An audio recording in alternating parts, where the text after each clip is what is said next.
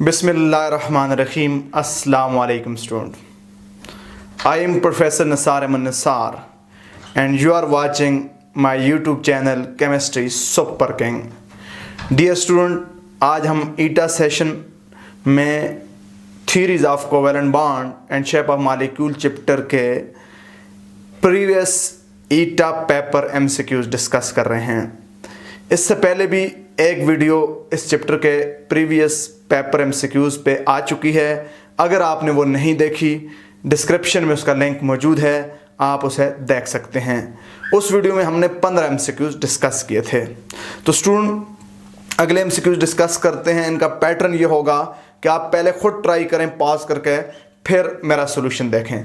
तो मेरा पहला एमसीक्यूज आज का, which of the following has covalent bonding by the overlap of sp orbital with p orbital।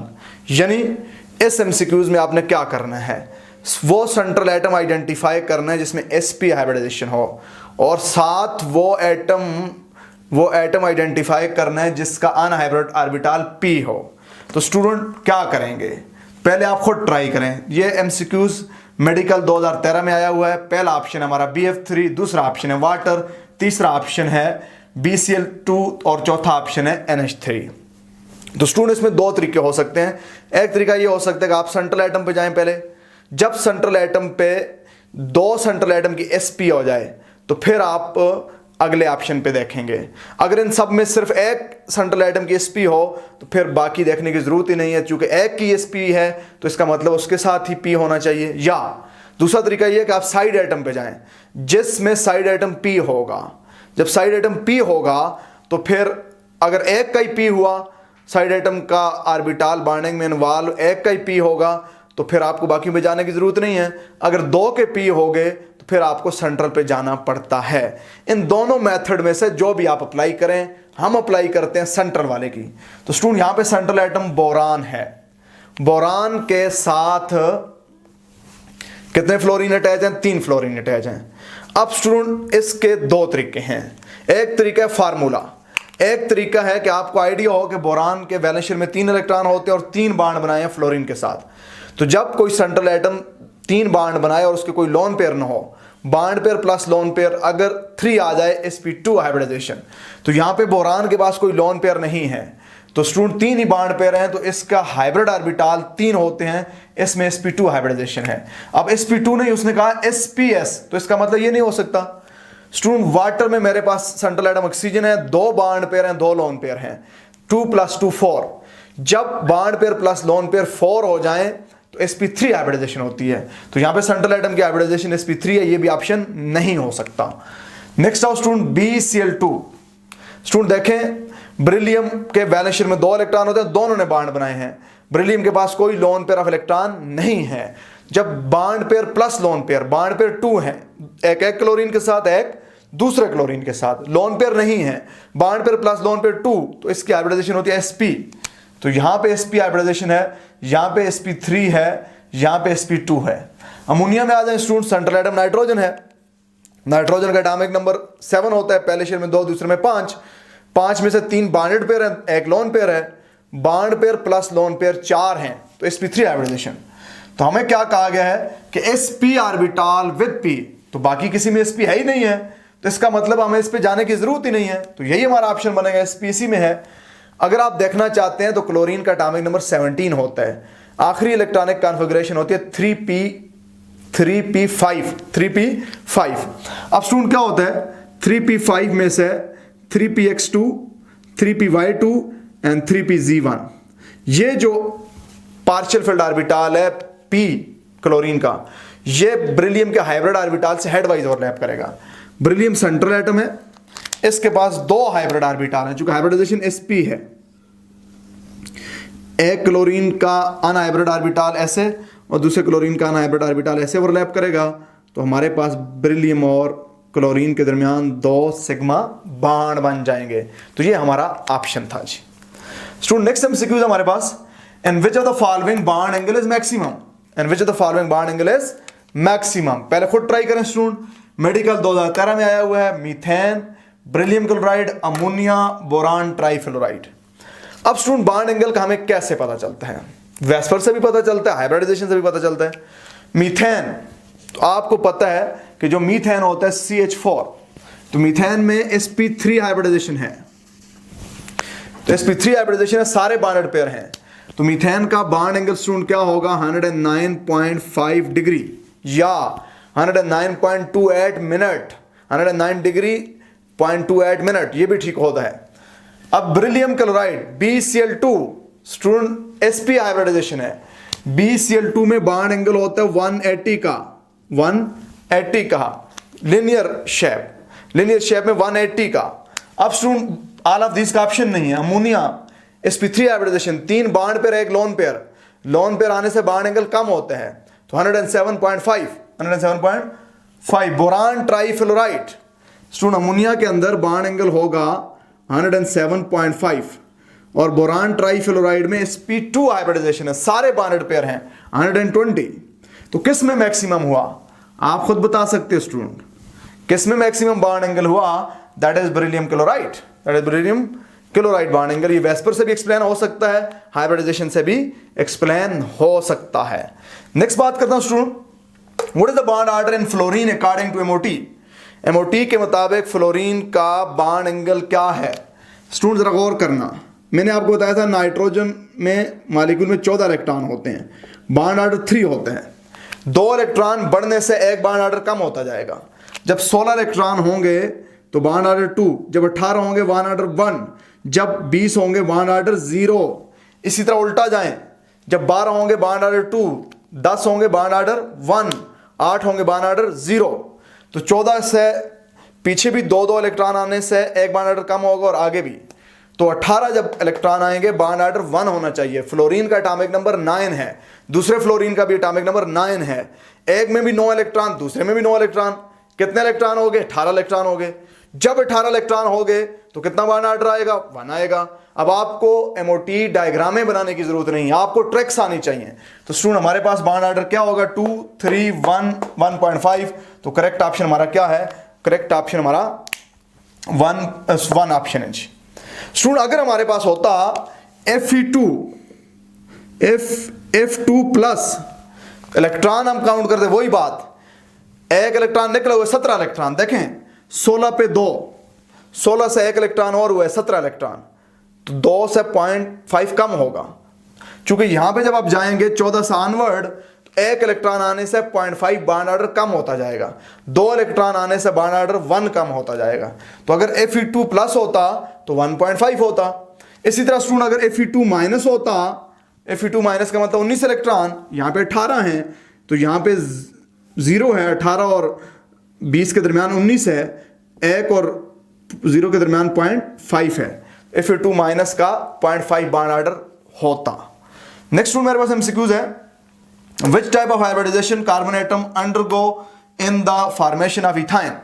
Ethyne में कार्बन की कौन सी हाइब्रिडाइजेशन होती है?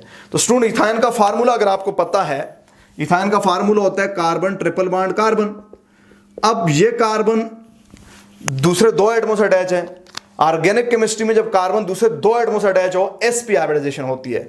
नहीं तो फार्मूले से भी निकाल सकते हैं आप। हमारे पास फार्मूला क्या है?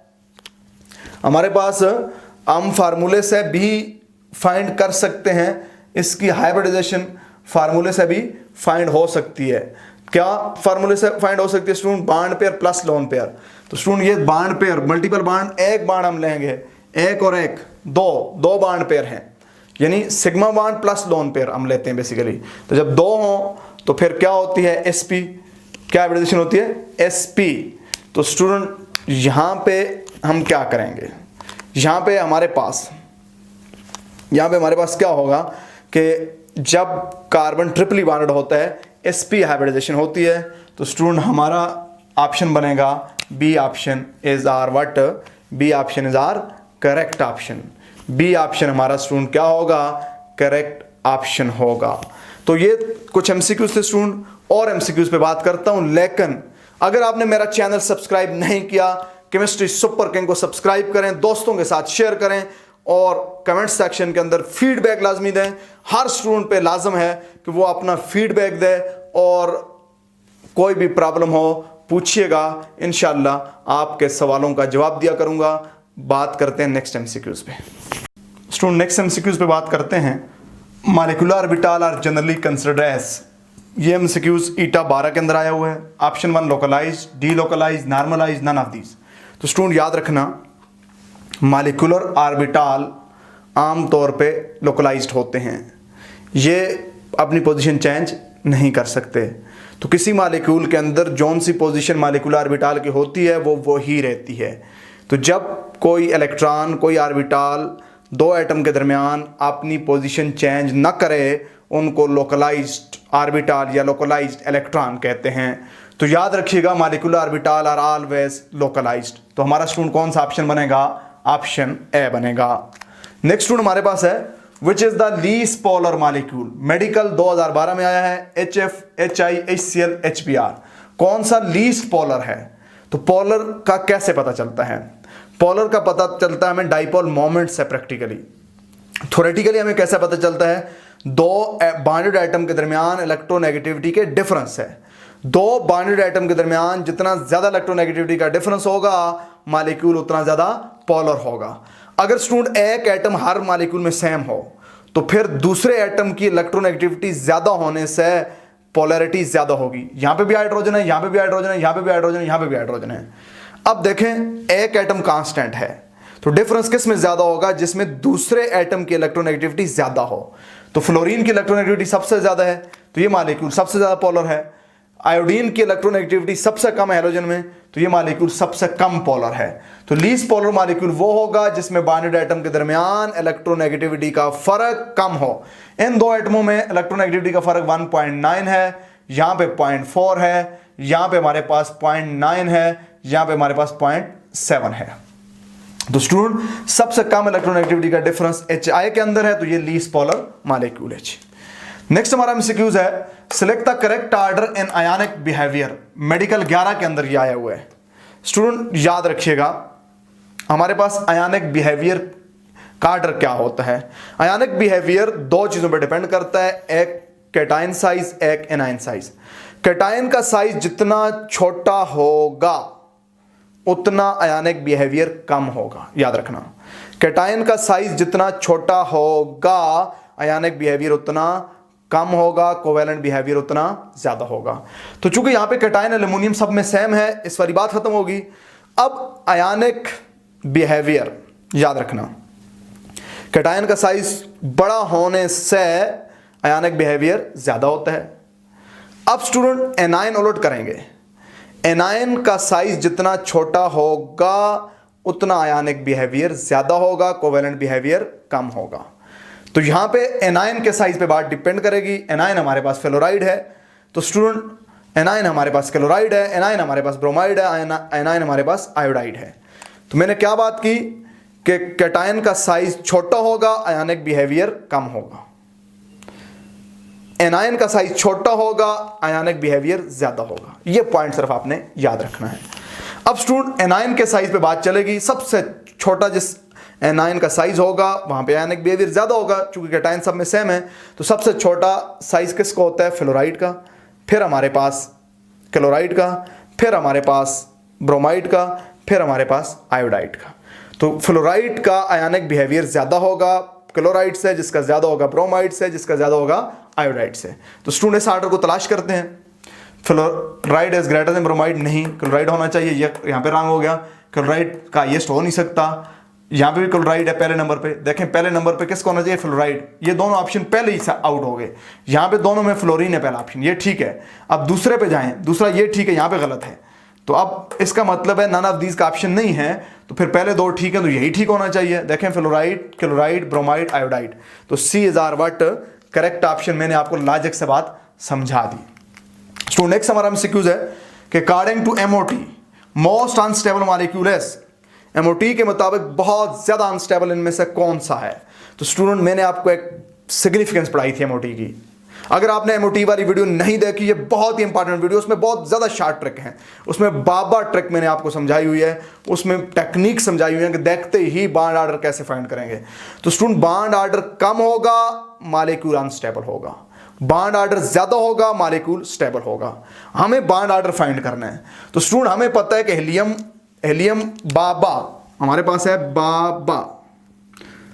अब बॉन्डिंग, ये एंटी बॉन्डिंग, हीलियम का एटॉमिक नंबर 4 होता है स्टूडेंट, 2 इलेक्ट्रॉन बॉन्डिंग में, 2 एंटी बॉन्डिंग में। तो हीलियम मॉलिक्यूल का बॉन्ड ऑर्डर क्या होगा? 0 होगा। लेकिन उसने हीलियम मॉलिक्यूल नहीं दिया हुआ, हीलियम मॉलिक्यूल पॉजिटिव, एक इलेक्ट्रॉन निकला है, तो कहां से निकलेगा? हाई एनर्जी से, यहां से निकलेगा। 2 इलेक्ट्रॉन बॉन्डिंग में, 1 एंटी बॉन्डिंग में। एंटी बॉन्डिंग से इलेक्ट्रॉन जाने से बॉन्ड ऑर्डर 0.5 बड़ा करता है। तो एंटी बॉन्डिंग से इलेक्ट्रॉन गया है तो हीलियम पॉजिटिव मॉलिक्यूल का बॉन्ड ऑर्डर 0.5 हो जाएगा जी। अब स्टूडेंट देखिए मेरे पास हाइड्रोजन है, हाइड्रोजन के 2 इलेक्ट्रॉन होते हैं। बाबा टेक्निक से अगर आप इसे निकालें दोनों बॉन्डिंग के अंदर, तो स्टूडेंट माइनस है, 1 इलेक्ट्रॉन कहां पे आया है? अगला इलेक्ट्रॉन एंटी बॉन्डिंग में। तो जब 3 इलेक्ट्रॉन होंगे तो बॉन्ड ऑर्डर 0.5 होगा। H2 माइनस का बॉन्ड ऑर्डर भी 0.5 होगा जी। फिर स्टूडेंट हाइड्रोजन प्लस है, हाइड्रोजन प्लस है। अब देखें हाइड्रोजन जो प्लस होता है, हाइड्रोजन में 2 इलेक्ट्रॉन होते हैं। बाबा टेक्निक पे आए, हाइड्रोजन में 2 इलेक्ट्रॉन होते हैं, हाइड्रोजन प्लस है, 1 इलेक्ट्रॉन निकला हुआ है। 1 इलेक्ट्रॉन कहां से निकलेगा? बॉन्डिंग से निकलेगा। बॉन्डिंग से निकलने से बॉन्ड ऑर्डर 0.5 कम होता है, एंटी बॉन्डिंग से निकलने से बॉन्ड ऑर्डर 0.5 ज्यादा होता है। अब हाइड्रोजन मॉलिक्यूल का बॉन्ड ऑर्डर 1 था, हाइड्रोजन प्लस का बॉन्ड ऑर्डर 0.5 हो जाएगा क्योंकि 1 इलेक्ट्रॉन बॉन्डिंग से निकला है। तो हाइड्रोजन इसका बॉन्ड ऑर्डर क्या हो जाएगा? 0.5। स्टूडेंट मेरे पास H2-2 है। H2-2 का मतलब हाइड्रोजन मॉलिक्यूल ने 2 इलेक्ट्रॉन गेन किए हैं। तो कितने इलेक्ट्रॉन हो गए? 4, 2 बॉन्डिंग में, 2 एंटी बॉन्डिंग में। यानी अगर बाबा टेक्निक से हम ऐसा फाइंड करें, 2 बॉन्डिंग में, 2 एंटी बॉन्डिंग में। जब बॉन्डिंग और एंटी बॉन्डिंग में इलेक्ट्रॉन बराबर हो तो बॉन्ड ऑर्डर क्या होता है स्टूडेंट? 0 होता है जी। बॉन्ड ऑर्डर क्या होगा? 0 होगा। जिसका बॉन्ड ऑर्डर कम होगा वो सबसे ज्यादा अनस्टेबल होगा जी। तो सबसे ज्यादा अनस्टेबल कौन सा हुआ स्टूडेंट? सबसे ज्यादा अनस्टेबल हमारे पास H2-2 हुआ। तो स्टूडेंट ये कुछ और एमसीक्यूज थे, आप कुछ और एमसीक्यूज पे बात करता हूं जी। स्टूडेंट नेक्स्ट एमसीक्यूज पे बात करते हैं, choose the correct statement. Medical 11 के अंदर ये एमसीक्यूज आया हुआ है। ऑप्शन 1 है resonance hybrid are the weighted average of all resonating structure. R S का मतलब रेजोनेटिंग स्ट्रक्चर, आर एच का मतलब है resonance hybrid. Resonance hybrid are generally unstable. Resonance hybrid are the average of all resonating structure. Resonance hybrid are the average of all least stable resonating structure. Student यहां पे point गौर करना, resonance में मैंने आपको पढ़ाया है कि resonance hybrid are the weighted average of all resonating structure. यहां पे दूसरा पॉइंट है resonance hybrid are the average of all resonating structure. Weighted average और एवरेज में फर्क क्या है? वेटेड एवरेज का मतलब है कि रेजोनेंस हाइब्रिड जो बनेगा उसमें तमाम रेजोनेटिंग स्ट्रक्चर इक्वल कंट्रीब्यूट नहीं करेंगी। यानी अगर एक मॉलिक्यूल के 3 रेजोनेटिंग स्ट्रक्चर हैं तो जो रेजोनेंस हाइब्रिड बनेगा उसमें तीनों की एवरेज नहीं आएगी। जिस रेजोनेटिंग स्ट्रक्चर की कंट्रीब्यूशन ज्यादा होगी तो वो रेजोनेंस हाइब्रिड अब तीनों की प्रॉपर्टी बराबर बराबर एक्सप्लेन नहीं करेगा। रेजोनेंस हाइब्रिड जिसकी कंट्रीब्यूशन ज्यादा होगी रेजोनेंस हाइब्रिड में, जो ज्यादा स्टेबल होगा उसकी प्रॉपर्टी ज्यादा एक्सप्लेन करेगा। जिसकी कंट्रीब्यूशन कम होगी रेजोनेंस हाइब्रिड में उसकी प्रॉपर्टी कम एक्सप्लेन करेगा। एवरेज का मतलब होता है कि 3 रेजोनेटिंग स्ट्रक्चर से रेजोनेंस हाइब्रिड बना, अब अगर ये तीनों स्ट्रक्चर का जस्ट एवरेज होता तो सबकी प्रॉपर्टी अब बराबर बराबर एक्सप्लेन करता। ऐसा नहीं होता, ये वेटेड एवरेज होती है। क्या होती है स्टूडेंट? वेटेड एवरेज होती है। यानी हम कहते हैं कि resonance hybrid is the weighted average of all the resonating structure. Resonance hybrid हर रेजोनेटिंग स्ट्रक्चर की उतनी ही प्रॉपर्टी एक्सप्लेन करेगा जितनी उसकी कंट्रीब्यूशन है, जितनी ज्यादा उसकी स्टेबिलिटी है, सबकी बराबर बराबर एक्सप्लेन नहीं करेगा। तो स्टूडेंट हमारे पास क्या है? ऑप्शन, हमारे पास option A is the correct one. Resonance hybrid याद रखना तमाम रेजोनेटिंग स्ट्रक्चर से ज्यादा स्टेबल होता है। तो स्टूडेंट नेक्स्ट हमारे पास एमसीक्यूज है, which option show all the molecule with bond angle 109.5। MD CAT 18 के अंदर ये एमसीक्यूज आया हुआ है। स्टूडेंट याद रखना ईटा के चैप्टर के सारे एमसीक्यूज मैंने डिस्कस कर लिए। कुछ एमसीक्यूज मिलते जुलते हैं, उनमें से मैंने एक को ही डिस्कस किया है। कुछ एमसीक्यूज एग्जैक्टली रिपीट हुए हैं, वो भी मैंने दोबारा एक्सप्लेन नहीं किए। ईटा के एमसीक्यूज डिस्कस करने के बाद जब मैंने एमडी कैट ई कैट के एमसीक्यूज देखे, ऑलमोस्ट उसी नेचर के सारे एक्सप्लेन हो चुके हैं। जो नहीं हुए थे 2-3 उनको मैं यहां पे एक्सप्लेन कर रहा हूं। आपने ईटा और एमडी कैट के सारे प्रीवियस पेपर के एमसीक्यूज सॉल्व करने हैं।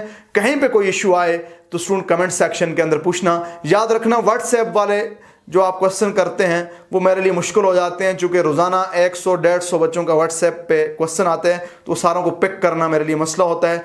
और भी साथ दोस्तों के, स्टूडेंट के नॉर्मली व्हाट्सएप मैसेज भी आते रहते हैं, तो वहाँ से सवाल पिक करना मुश्किल होता है। तो आप हमेशा वीडियो के कमेंट सेक्शन में क्वेश्चन पूछें, वहां से मेरे लिए क्वेश्चन पिक करना आसान होता है। तो इंशाल्लाह पिछले संडे को चूंकि क्वेश्चन कम आए हुए थे, 4-5-6 क्वेश्चन थे, इसलिए मैंने एड्रेस नहीं किए। इस संडे को इंशाल्लाह इन 2 वीक के सारे क्वेश्चन एड्रेस होंगे। विच option show all the molecule with bond angle 109.5? Student सबके एंगल 109.5 होने चाहिए। तो हमने ऑप्शन में क्या करना है, देखना है किसी एक का भी 109.5 से कम हुआ तो वो नहीं होगा। पहले ऑप्शन में हमारे पास क्या है, PH3 है। PH3 में 3 बॉन्ड और 1 लोन पेयर है। जब 3 बॉन्ड और 1 लोन पेयर हो तो बॉन्ड एंगल 109.5 से कम हो जाता है। 109.5 से क्या हो जाता है स्टूडेंट, कम हो जाता है। तो ये हमारे पास ऑप्शन नहीं होगा। अब स्टूडेंट याद रखना, दूसरा मेरे पास है, यहां पे इसमें वाटर है, तो वाटर में 2 बॉन्ड पेयर 2 लोन पेयर होते हैं, 2 बॉन्ड पेयर 2 लोन पेयर होते हैं। तो इसका बॉन्ड एंगल भी क्या होगा स्टूडेंट, इसका बॉन्ड एंगल भी 104.5 होता है। स्टूडेंट sp3 हाइब्रिडाइजेशन हो, जब 2 बॉन्ड पेयर 2 लोन पेयर हो, मिनिमम बॉन्ड एंगल 104.5 हो सकता है। तो आप पूछ सकते हैं सर आपने तो ड्रैगोज रूल में बताया है कि 1991 वहां पे बेसिकली हाइब्रिडाइजेशन नहीं हुई होती, वहां पे बेसिकली हाइब्रिडाइजेशन नहीं हुई होती, इसलिए वहां पे बॉन्ड एंगल और तरीके से एक्सप्लेन होता है। Otherwise 2 bond pair 2 lone pair sp3 hybridization अगर हो तो मिनिमम बॉन्ड एंगल 104.5 हो सकता है, उससे नीचे नहीं हो सकता। लेकिन हाइड्रोजन सल्फाइड के अंदर, सिलिनियम हाइड्राइड के अंदर, ट्रिलियम हाइड्राइड के अंदर 90 के आसपास हैं, तो वहां पे हाइब्रिडाइजेशन नहीं होती। मैंने ड्रैगोज रूल समझाया है। अगर जिन बच्चों ने वो वीडियो नहीं देखी, how to find hybridization, bond parameter, ये वाली मेरी वीडियो देखें। बॉन्ड पैरामीटर में ड्रैगोज रूल मैंने एक्सप्लेन किया हुआ है, तो आपको बहुत ज्यादा कॉन्सेप्ट क्लियर हो जाएंगे। अब स्टूडेंट यहां पे आ जाएं, यहां पे मेरे पास HCl4 NH4+ CH4। अब देखें यहां पे सिलिकॉन के अगर 4 बॉन्ड पेयर हैं, यहां पे नाइट्रोजन के 4 बॉन्ड पेयर हैं, कोई लोन पेयर नहीं है। यहां पे कार्बन के अगर 4 बॉन्ड पेयर हैं, कोई लोन पेयर नहीं है। तो इसके अंदर सारे के सारे बॉन्ड पेयर हैं। जब सारे के सारे बॉन्ड पेयर हों, सेंट्रल एटम के 4 बॉन्ड पेयर हों और सेंट्रल एटम ट्रांजिशन एलिमेंट ना हो, तो हाइब्रिडाइजेशन कंफर्म sp3 होती है। तो हाइब्रिडाइजेशन जब कंफर्म sp3 होती है और सारे बॉन्ड पेयर हों, एंगल 109.5 होता है। यही हमारा स्टूडेंट क्या है, ऑप्शन है C is our correct option. अगला ऑप्शन आप देख लें स्टूडेंट, इसमें CH4 है, BCl3 है।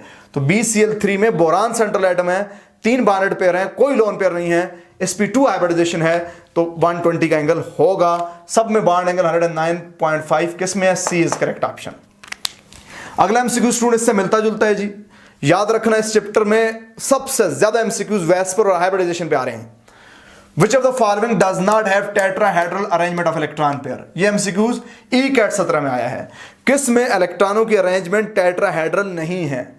स्टूडेंट इलेक्ट्रॉनिक अरेंजमेंट ज्योमेट्री और चीज है, शेप और चीज है, याद रखना। वाटर के गिर्द सेंट्रल एटम के 4 इलेक्ट्रॉन पेयर हैं, 2 बॉन्ड 2 लोन पेयर। जब 4 इलेक्ट्रॉन पेयर हों तो वो टेट्राहेड्रल या स्क्वायर प्लेनर तरीके से अरेंज होंगे। टेट्राहेड्रल कब अरेंज होंगे, जब सेंट्रल एटम ट्रांजिशन मेटल न हो। जब ट्रांजिशन मेटल होता है तो फिर 2 ऑप्शन होते हैं, या तो टेट्राहेड्रल हो सकता है या स्क्वायर प्लेनर हो सकता है। वो मैंने वेस्पर में एक्सप्लेन किया हुआ है। यहां पे ट्रांजिशन मेटल नहीं है, 4 इलेक्ट्रॉन पेयर है, तो ये टेट्राहेड्रल अरेंज होंगे। Student which of the following does not have tetrahedral arrangement of electron pair? किस में टेट्राहेड्रल इलेक्ट्रॉन पेयर की अरेंजमेंट नहीं है? अब स्टूडेंट समझता है कि यहां पे बेंट अरेंजमेंट है, बेंट शेप है, इलेक्ट्रॉनिक अरेंजमेंट बेंट नहीं है। SnCl2 में 2 बॉन्ड पेयर 1 लोन पेयर। जब 2 बॉन्ड पेयर 1 लोन पेयर हो तो ट्राइगोनल प्लेनर अरेंजमेंट होती है इलेक्ट्रॉन पेयर की, शेप इसकी भी एंगुलर होगी। तो यहां पे टेट्राहेड्रल अरेंजमेंट नहीं है, यही हमारा करेक्ट ऑप्शन है। क्योंकि इसमें टेट्राहेड्रल अरेंजमेंट ऑलरेडी आ गई है, तो ऑल ऑफ दीज हो नहीं सकता। अब देखें अमोनिया में 1 lone pair 3 bond pair, total 4 electron pair. जब 4 इलेक्ट्रॉन पेयर हैं तो इलेक्ट्रॉन पेयर की अरेंजमेंट कैसी होगी स्टूडेंट, टेट्राहेड्रल होगी। नेक्स्ट स्टूडेंट मेरे पास एमसीक्यूज है, डैश हैज डाइपोल मोमेंट। किसकी डाइपोल मोमेंट है? Option 1 carbon monoxide, carbon dioxide, benzene, all. Student हमें पता है कि कार्बन डाइऑक्साइड नॉन पोलर है, तो कार्बन डाइऑक्साइड की डाइपोल मोमेंट नहीं होगी। जब कार्बन डाइऑक्साइड की डाइपोल मोमेंट नहीं होगी, एक की नहीं है, तो आल भी फिर नहीं हो सकता। दो तो हमें क्लियर हो गए। अब या तो डाइपोल मोमेंट बेंजीन की है या तो डाइपोल मोमेंट कार्बन मोनोऑक्साइड की है। अगर हमें नहीं भी आता हम तुक्का भी लगाएंगे, 50% चांस है। स्टूडेंट बेंजीन नॉन पोलर है, बेंजीन परफेक्टली नॉन पोलर है, तो बेंजीन की भी डाइपोल मोमेंट नहीं हुआ करती। तो हमारे पास फिर एक ही ऑप्शन बनता है, that is what, that is carbon monoxide. तो स्टूडेंट आज के लास्ट 3 MCQs पे बात करके सेशन खत्म करते हैं। लेकिन अगर आपने ये चैनल सब्सक्राइब नहीं किया, इसको सब्सक्राइब करें, दोस्तों के साथ शेयर करें। हर स्टूडेंट कम से कम 10 से 20 अपने दोस्तों के साथ शेयर करें ताकि मैक्सिमम लोगों को इसका फायदा हो। स्टूडेंट आज की आखिरी बात करते हैं जी, VSEPR theory help in explaining. MCAT 2009 के अंदर 2009 के अंदर ये MCQs आया हुआ है। कहते हैं VSEPR theory help in explaining size of molecule, no, nature of bond, नहीं, shape of molecule, all of these. तो स्टूडेंट यहाँ पे आपको ऑल ऑफ दीज देकर कंफ्यूज किया गया है। आपको पता है कि वेस्पर थ्योरी एक्सप्लेन करती है geometry and shape of molecule. Geometry और शेप में क्या फर्क है, वेस्पर वाली वीडियो मेरी मौजूद है, आप उससे देख सकते हैं। तो C is our correct option. Which type of bond is present in NH4Cl? MCAT 2008 में ये MCQs आया हुआ है कि हमारे पास अमोनियम क्लोराइड में कौन सी बॉन्डिंग होती है। तो स्टूडेंट थोड़ा सा हम इसे समझने की कोशिश करते हैं। अमोनियम क्लोराइड का स्ट्रक्चर क्या होता है, हमारे पास अमोनिया होता है स्टूडेंट। अमोनिया में नाइट्रोजन और हाइड्रोजन के दरमियान कोवेलेंट बॉन्डिंग होती है। जब ये अमोनिया मिलता है हाइड्रोजन आयन के साथ, तो ये लोन पेयर इस आयन के साथ मिलकर कोऑर्डिनेट कोवेलेंट बॉन्ड बनाते हैं, अमोनियम आयन बन जाते हैं। अमोनियम आयन में अमोनिया और हाइड्रोजन के दरमियान कोऑर्डिनेट कोवेलेंट बॉन्ड होता है। अमोनियम आयन और क्लोराइड आयन मिलकर बनाते हैं अमोनियम क्लोराइड। इनके दरमियान इलेक्ट्रोस्टैटिक फोर्स ऑफ अट्रैक्शन होती है, आयनिक बॉन्ड होता है। यानी अमोनियम क्लोराइड में कोवेलेंट बॉन्ड होगा नाइट्रोजन और हाइड्रोजन के दरमियान, कोऑर्डिनेट कोवेलेंट बॉन्ड होगा अमोनिया और हाइड्रोजन आयन के दरमियान, आयनिक बॉन्ड होगा अमोनियम आयन और क्लोराइड आयन के दरमियान। तो फिर स्टूडेंट आप बता दें कौन सा बॉन्ड होगा। तो मेरा करेक्ट ऑप्शन क्या बनेगा, all of these. Ionic bond भी है, कहां पे है, अमोनियम आयन और क्लोराइड आयन के दरमियान। कोवेलेंट बॉन्ड है, कहां पे है, नाइट्रोजन और हाइड्रोजन के दरमियान। कोऑर्डिनेट कोवेलेंट बॉन्ड है, कहां पे है, अमोनिया और हाइड्रोजन आयन के दरमियान। तो ऑल ऑफ दीस का ऑप्शन बनेगा। स्टूडेंट नेक्स्ट मेरा MCQs और आज का आखिरी MCQs है, dipole moment does not explain. Dipole moment explain नहीं कर सकती। ECAT 15 के अंदर ये MCQs आया हुआ है। Option 1 bond polarity. स्टूडेंट हमने पढ़ा है कि डाइपोल मोमेंट हमें बताती है बॉन्ड पोलैरिटी का। बॉन्ड पोलैरिटी से हमें बॉन्ड मोमेंट मिलती है। बॉन्ड मोमेंट का सम अप करेंगे, वेक्टोरियल सम अप करेंगे, मॉलिक्यूल की डाइपोल मोमेंट बनेगी। बॉन्ड पोलैरिटी का अंदाजा देती है हमें। परसेंट आयनिक कैरेक्टर, यस ये हमें देती है। ज्योमेट्री ऑफ मॉलिक्यूल, यस ये भी हमें देती है। स्टूडेंट चूंकि हमारे पास जो सिग्निफिकेंस लिखी हुई है उसमें ये 2 हेडिंग है, तो ये आपको कंफ्यूज करने के लिए दी हुआ है। परसेंट आयनिक कैरेक्टर बेसिकली बॉन्ड पोलैरिटी होती है। Percent ionic character of bond basically bond polarity होती है। तो स्टूडेंट ये किसको एक्सप्लेन नहीं कर सकती, इन तीनों को एक्सप्लेन कर सकती है। तो फिर हमारा ऑप्शन क्या होगा, हमारा ऑप्शन नन ऑफ दीज होगा। तो ये था स्टूडेंट हमारा प्रीवियस ईटा और MD-CAT MCQs प्रीवियस पेपर्स में जो आए हुए थे। स्टूडेंट आज मेरी इससे पहले भी वीडियो आ चुकी है।